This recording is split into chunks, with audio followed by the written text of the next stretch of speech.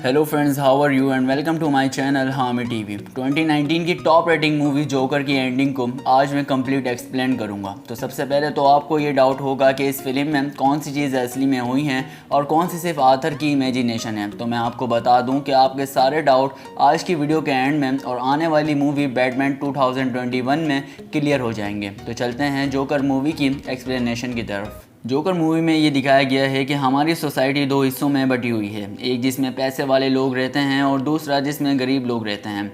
इस फिल्म की स्टार्टिंग में जोकर यानी कि आर्थर मेकअप कर रहा होता है और बैकग्राउंड में न्यूज़ चल रही होती है जिसमें शहर के बिगड़ते हालात और महंगाई का जिक्र हो रहा होता है। लेकिन सोसाइटी में क्या होगा इसका फैसला सिर्फ अमीर ही करेंगे। और फिर आर्थर जब एक कंपनी का साइन बोर्ड पकड़ा हुआ होता है तो वहाँ कुछ लड़के आ जाते हैं और उसका साइन बोर्ड छीन कर भाग जाते हैं। जब आर्थर इन लड़कों के पीछे जाता है तो वो आर्थर को बहुत मारते हैं और उसका साइन बोर्ड भी तोड़ देते हैं। उसके बाद जब आर्थर ऑफिस जाता है तो उसका बॉस लेट आने की वजह से आर्थर को डांटता है, यहाँ तक कि वो इस बात को भी मानने से इनकार कर देता है कि लड़कों ने उसको मारा है और उसका साइन बोर्ड भी तोड़ दिया है। आर्थर का बॉस इसको बहुत जलील करता है और बोलता है कि अगर वो साइन बोर्ड वापस नहीं लाया तो वो इसकी सैलरी काट लेगा। इन सब बातों से आर्थर बहुत ज़्यादा हर्ट हो जाता है। लेकिन हम देख सकते हैं कि आर्थर जब भी एक अच्छा इंसान होता है। फिर आर्थर को इसका एक दोस्त मिलता है जो इसको कहता है कि वो लड़के बुरे थे, लेकिन आर्थर कहता है कि वो सिर्फ कुछ बच्चे ही थे। फिर ब्लेंडर उसे उसकी सेफ्टी के लिए गन देता है जिसको जोकर लेने से मना कर देता है, लेकिन फिर आर्थर ये गन रख लेता है। अगले सीन में आर्थर बस में ट्रैवल कर रहा होता है तो एक बच्चे को हंसाने की कोशिश करता है, लेकिन उस बच्चे की माँ आर्थर के साथ बहुत रूड बिहेव करती है और फिर आर्थर को अपने आप ही हंसी आ जाती है और वो चाहकर भी अपनी हंसी को नहीं रोक पाता है। आर्थर उस लेडी को एक कार्ड निकाल कर देता है जिसमें उसकी बीमारी के बारे में लिखा हुआ होता है, जिसकी वजह से आर्थर बात पे बात पर हंसता रहता है। आर्थर इतना हर्ट और दुखी होता है कि जब वो साइकोलॉजी से जाकर मिलता है तब भी उसको वो ये कहता है कि मेरी मेडिसिन बढ़ा दूँ ताकि मैं और अच्छा फील कर सकूँ, जबकि वो ऑलरेडी 7 अलग किस्म की दवाइयाँ ले रहा होता है। दूसरी तरफ हम देखते हैं कि आर्थर जब भी अपने घर जाता है तो वो लेटर बॉक्स को चेक करता है और उसकी मॉम उससे पूछती हैं कि क्या थॉमस वेन्स का कोई लेटर आया। आर्थर की मॉम पेनी फिलिक्स ने थॉमस के घर पर 30 साल नौकरी की थी और उसे ऐसा लगता है कि जब भी थॉमस को उसके और उसके बेटे के हालात के बारे में पता चलेगा तो वो उसकी हेल्प ज़रूर करेंगे। पेनी आर्थर यानी कि अपने बेटे को लेकर बहुत ही फिक्रमंद रहती है और उसके बहुत ज़्यादा कमज़ोर होने पर भी वो अपने बेटी की फ़िक्र करती है। इसके बाद एक न्यूज़ चल रही होती है कि वहाँ के बिगड़ते हालात के ज़िम्मेदार चूहे हैं और फिर मेरे का शो शुरू हो जाता है। जोकर यानी कि आर्थर और उसकी माँ पेनी मेरी के शो के बहुत बड़े फ़ैन होते हैं, यहाँ तक कि आर्थर मेरी को अपना आइडियल मानता है और वो उसको देखकर एक कॉमेडियन बनना चाहता है। आर्थर के साथ डेड नहीं थे इसलिए मेरे उसके लिए एक डेड फिगर भी था। इसके बाद हम देखते हैं कि आर्थर का बॉस उसे साइन बोर्ड के लिए बहुत ज़्यादा जलील करता है और आर्थर बहुत ज़्यादा हर्ट हो जाता है। तो तब वो घर पहुँचता है और उसे लिफ्ट में एक लड़की सोफ़ी दिखती है जो उसकी बिल्डिंग में रहती है। सोफ़ी एक सिंगल मदर होती है और आर्थर उसे देखकर अट्रैक्ट हो जाता है। और फिर नेक्स्ट सीन में जब आर्थर घर जाता है तो उसकी मॉम फिर थॉमस के बारे में उससे पूछती हैं। वो अपनी मॉम को समझाता है कि वो एक बहुत अमीर इंसान है तो वो हमारी फ़िक्र क्यों करेगा। अगले दिन हम देखते हैं कि आर्थर सोफ़ी को फॉलो करता है और फिर रात में सोफ़ी उसके घर आती है और उससे बोलती है कि आज तुम मुझे फॉलो कर रहे थे। यहाँ आर्थर के हाँ बोलने पर सोफ़ी गुस्सा होने के बजाय उससे इम्प्रेस हो जाती है। यहाँ नेक्स्ट सीन में हम देखते हैं कि आर्थर हॉस्पिटल में जोकर बनकर बच्चों को एंटरटेन कर रहा होता है कि तभी उसकी पॉकेट से गन नीचे गिर जाती है जो उसको उसके दोस्त ने दी थी। इसी वजह से आर्थर को उसकी जॉब से निकाल दिया जाता है। यहाँ आर्थर अपने बॉस को समझाता है कि ये गन सिर्फ एक प्रॉक था जो आर्थर अपनी परफॉर्मेंस में यूज़ करने वाला था। तभी उसका बॉस ये कहता है कि रेंडल ने उसे सब बता दिया था कि तुमने लास्ट वीक ये गन खरीदी है। इस बात से आर्थर बहुत ज़्यादा हर्ट हो जाता है क्योंकि रेंडल ने उसे ये गन दी थी। आर्थर बहुत दुखी होता है और ट्रेन में चढ़ जाता है। तभी वहाँ वैन एंटरप्राइजेस के 3 एम्प्लॉय ट्रेन में चढ़ते हैं और उस ट्रेन में बैठी एक लड़की को छेड़ते हैं। तभी आर्थर को उसकी बीमारी की वजह से हंसी आने लग जाती है। वो तीनों आर्थर को मारने लग जाते हैं। वो तीनों आर्थर को बहुत ज़्यादा मारते हैं। तभी आर्थर उन तीनों को गोलियों से मार देता है और डर कर भाग जाता है।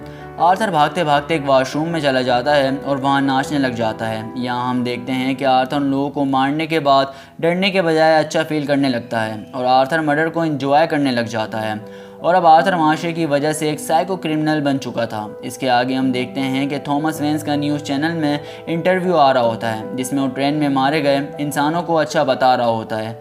वो बोलता है कि आखिर क्यों लोग उस जोकर को सपोर्ट कर रहे हैं जो डरपोक है और एक मास्क के पीछे छुपा हुआ है। यहाँ हम देखते हैं कि शहर में कई लोग आर्थर को हीरो मान रहे होते हैं और वो इन मर्डर्स को अचीवमेंट के तौर पर ले रहा होता है। इसके बाद आर्थर साइकोलॉजिस्ट से कंसल्टेशन ले रहा होता है और वो उसे बोलती है कि उसकी लास्ट मीटिंग है क्योंकि गवर्नमेंट ने उसकी मेडिसिन का बजट कट कर दिया है, इसलिए अब गरीब लोगों के मेडिकल का बजट ख़त्म कर दिया गया है। और वहीं पर जोकर साइकोलॉजिस्ट को बोलता है कि तुम हमेशा मुझसे क्वेश्चन करती हो कि मुझे कोई नेगेटिव थॉट्स तो नहीं आते, मैं जो तुम्हें बता रहा हूँ वो नेगेटिव थॉट्स ही तो हैं और यही वजह होती है कि आर्थर की मेडिसिन का बंद होना उसे और साइको किलर बनाने पर मजबूर कर देता है। नेक्स्ट सीन में हम देखते हैं कि Arthur as a comedian perform कर रहा होता है लेकिन उसे हंसी आने लग जाती है और वो अपने डायलॉग सही टाइम पर डिलीवर नहीं कर पाता है। सोफी भी वहाँ होती है जो आर्थर के जोक्स को एंजॉय कर रही होती है और फिर वो लोग साथ में वॉक करते हैं।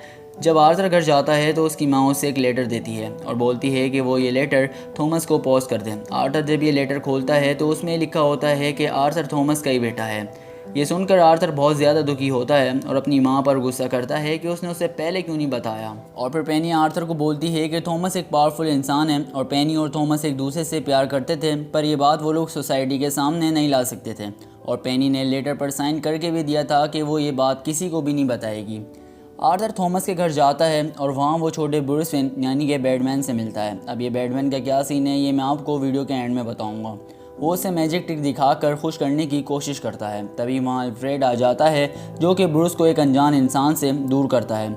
आर्थर अल्फ्रेड को बोलता है कि मैं एक अच्छा इंसान हूँ और मेरी माँ ने यहाँ 30 साल काम किया है, लेकिन अल्फ्रेड उसको वहाँ से जाने का बोलता है और पुलिस को बुलाने की भी धमकी देता है। आर्थर उसे बोलता है कि वो थॉमस आर्वेज से मिलना चाहता है, लेकिन उसे मना करने पर आर्थर उसे बताता है कि थॉमस मेरा बाप है, लेकिन अल्फ्रेड उसको बोलता है कि तुम्हारी माँ पागल है और उसने ये मनगढ़ंत बातें बनाई हैं। आर्थर अल्फ्रेड का गला पकड़ लेता है क्योंकि उसने उसकी माँ के बारे में गलत बोला है और फिर आर्थर वहाँ से भाग जाता है। जब आर्थर घर पहुंचता है तो देखता है कि उसकी माँ को एम्बुलेंस में लेकर जा रहे होते हैं क्योंकि उसकी माँ को स्ट्रोक आया हुआ होता है। आर्थर बहुत परेशान हो जाता है कि इतने में वहाँ डिटेक्टिव्स आ जाते हैं और वो आर्थर से उन 3 मर्डर्स के बारे में पूछते हैं। आर्थर इस बारे में कुछ भी पता होने से इनकार कर देता है और आर्थर के ये पता चलता है कि इन डिटेक्टिव्स के पूछने की वजह से उसकी माँ को स्ट्रोक आया था। डिटेक्टिव्स उस गन के बारे में भी आर्थर से पूछते हैं जिसकी वजह से आर्थर को जॉब से निकाला गया था और फिर वो आर्थर की बीमारी का भी मजाक बनाते हैं। फिर आर्थर अपनी माँ के पास चला जाता है जहाँ सूफी भी उसके साथ बैठी हुई होती है। इसके बाद टीवी पर मेरे का शो स्टार्ट हो जाता है जिसमें आर्थर की एक क्लिप दिखाई जाती है। मेरी के शो में आर्थर का मजाक बनाया जाता है और पब्लिक को हंसाया जाता है। यहाँ हम देखते हैं कि आर्थर इस बात से बहुत दुखी हो जाता है जिसको आर्थर अपना आइडियल मानता था, आज वो ही इसकी कंडीशन का मजाक बना रहा होता है। नेक्स्ट सीन में दिखाया जाता है कि शहर के हालात और बिगड़ रहे हैं और शहर में कई जगह दंगे फसाद हो रहे हैं और जो लोग ये फसाद कर रहे होते हैं वो सब जोकर का मास्क पहने हुए होते हैं। ये लोग अमीरों के खिलाफ ये सब कर रहे होते हैं। ये सब देखकर आर्थर बहुत ज़्यादा खुश हो जाता है कि वो इन सब का हीरो बन चुका है। इसके बाद एक थिएटर का सीन दिखाया जाता है जिसमें चार्ली चैपलिन की मूवी चल रही होती है जिसका नाम मॉडल टाउन होता है और थिएटर के अंदर शहर के रईस मूवी ये देख रहे होते हैं और इस थिएटर के बाहर बहुत से लोग जोकर का मास्क पहनकर अमीरों के खिलाफ धरना दे रहे होते हैं और आर्थर ये सब देखकर बहुत खुश हो रहा होता है। इस दौरान सिक्योरिटी वालों की कुछ लोगों से झड़प हो जाती है जिसका फ़ायदा उठाकर आर्थर थिएटर के अंदर चला जाता है। आर्थर थिएटर में थॉमस वेन यानी कि अपने बाप को देखता है और उसके पीछे पीछे वॉशरूम में चला जाता है। आर्थर माँ थॉमस वेन को बोलता है कि वो उसका और पेनी फ्लेक्स का बेटा है। यहाँ थॉमस आर्थर से बहुत ही बेरुखी से बात करता है। थॉमस कहता है कि वो उसका बाप नहीं है और उसे गोद लिया गया था और उसकी माँ पागल है और थॉमस कहता है कि बचपन में आर्थर को अरकम हॉस्पिटल भी भेजा गया था। आर्थर यहाँ गुस्से में आ जाता है और थॉमस को कहता है कि आखिर तुम लोगों की प्रॉब्लम क्या है, तुम अमीरों में इंसानियत क्यों ख़त्म हो रही है।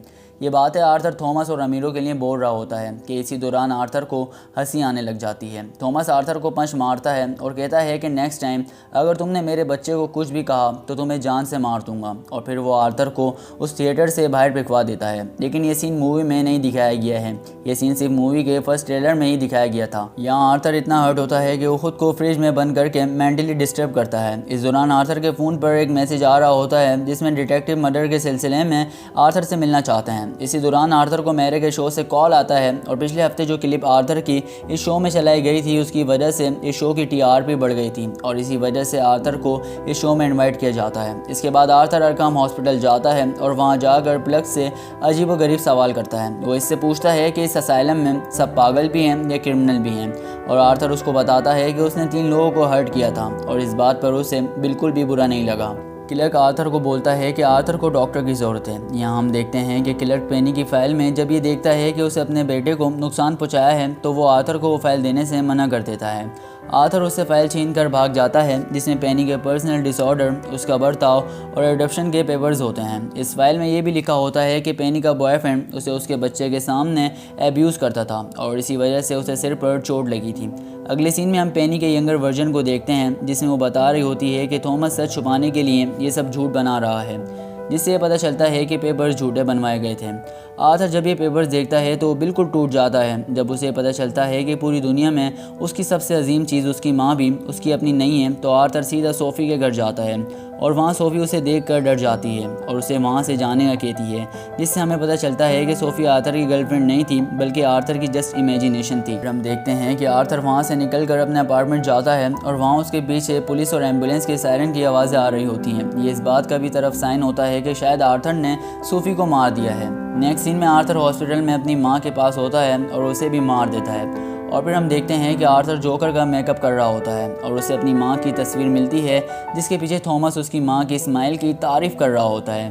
तभी वहाँ रेंडल और गेरी इसकी माँ की डेथ की वजह से वहाँ आते हैं और रेंडल आर्थर से 3 मर्डर्स की बात छेड़ता है। तभी आर्थर उसका भी मर्डर कर देता है और गेरी को जाने देता है और उसको बोलता है कि सिर्फ एक तुम ही हो जिसने मेरे साथ अच्छे से बिहेव किया था। उसके बाद आर्थर जोकर का फुल गेटअप में मेरी के शो में जाने के लिए निकलता है। आर्थर इस सिचुएशन को डांस करके एंजॉय कर रहा होता है कि तभी आर्थर को पीछे से डिटेक्टिव की आवाज़ आती है और आर्थर ट्रेन में भाग जाता है और उसके पीछे डिटेक्टिव भी। ट्रेन में सब लोगों ने जोकर का मास्क पहना हुआ होता है। डिटेक्टिव का इन सब के दौरान आर्थर को ढूंढ पाना मुश्किल हो जाता है कि तभी एक डिटेक्टिव से गोली चल जाती है और एक आदमी मर जाता है। लोगों की भीड़ गुस्से में डिटेक्टिव को मारने लग जाती है। आर्थर वहाँ से निकल जाता है।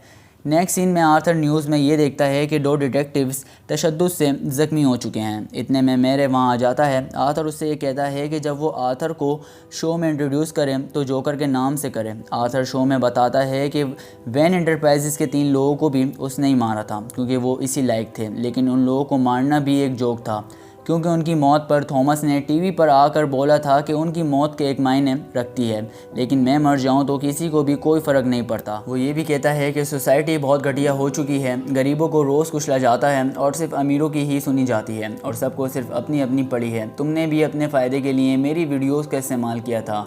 और फिर आर्थर मेरे को शो में गोली मार देता है। नेक्स्ट सीन में जब पुलिस आर्थर को ले जा रही होती है तो शहर के हालात और ख़राब हो जाते हैं और लोग शहर में लूट मार मचा रहे होते हैं। आर्थर के सपोर्टर्स एक एम्बुलेंस से पुलिस की गाड़ी को टक्कर मारकर उसे छुड़ा कर ले जाते हैं।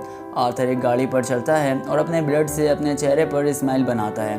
अपनी लाइफ में परेशान रहने वाला आर्थर आज लोगों के लिए हीरो बन जाता है। नेक्स्ट सीन में हम देखते हैं कि थॉमस अपनी वाइफ और अपने बच्चे के साथ थिएटर से बाहर निकल रहा होता है कि जब ही जोकर का मास्क पहने एक आदमी थॉमस वेन और उसकी वाइफ को गोलियों से मार देता है।